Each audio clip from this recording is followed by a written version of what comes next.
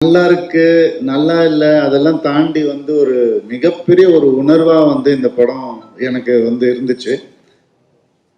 இது கம்பேர் பண்ணலாம்னு நான் நினைக்கிறேன். இந்த படத்தை பார்த்தது உன்னுடைய ரிவ்யூ கொடுக்குற அளவுக்கான தகுதி எனக்கு இல்லை. இன்னும் சினிமாவில் அதை நான் வளர்த்துக்கல.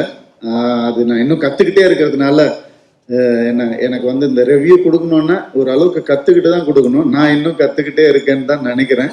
அதனால ரிவ்யூ கொடுக்க நான் விரும்பலை. இந்த படம் ஒரு மிகப்பெரிய உணர்வை உங்களுக்கு ஏற்படுத்தும்.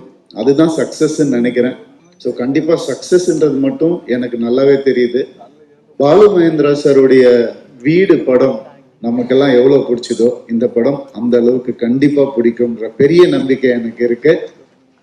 அதை வந்து எல்லாரும் இந்த படம் ரிலீஸ் ஆனதுக்கு அப்புறம் கண்டிப்பா அதை பத்தி பேசுவாங்க, மென்ஷன் பண்ணுவாங்கன்னு நான் நம்புறேன். ஏன்னா அந்த உணர்வு வந்து ஒன்லி